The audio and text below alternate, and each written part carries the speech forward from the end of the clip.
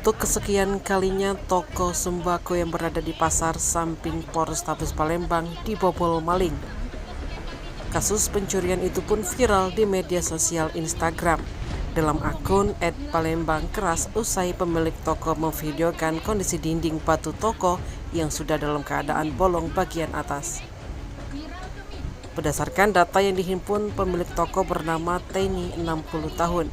Warga Kota Palembang mengatakan peristiwa pencurian itu diduga terjadi pada Minggu 28 Juli 2024 dini hari, yang dimana baru diketahui oleh Teni pada pagi harinya.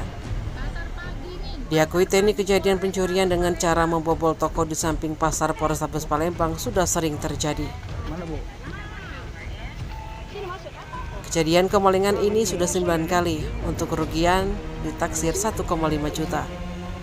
Kesal karena tokonya sering dibobol pencuri, Teni berencana akan membuat laporan polisi di Polrestabes Palembang. Apa nama ibu? Teni. Teni, bu. 9 kali lah dibongkar wong. Dibobol Iya. maling. Apa bu yang dirusak ibu? Ya itulah pintu-pintu ini lah. Sama itu tadi Sama tadi dibopok ini kan. dinding. Iya, betul ini kan. Congkel ini kan. Bopoknya nah, caknya. Kapan itu bu kejadian? Kemarin, malam minggu. Malam minggu kejadian. Ketahunannya? Tawannya subuh.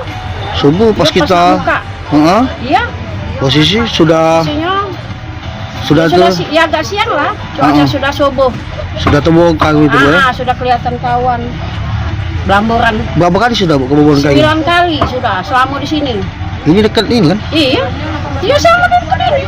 Selama di Iya, sama dekat di Tabes. dekat Tabes ya? Iya, tapi saya buka. Ini takut ya. Itu ya. Iya. Bu apa yang hilang? Balen, beras, rokok. Heeh. Sama?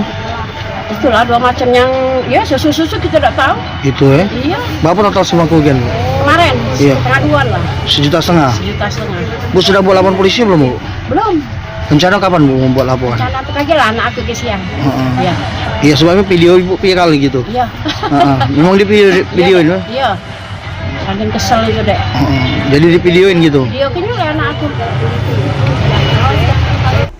Tim Liputan Sumsel Update TV melaporkan.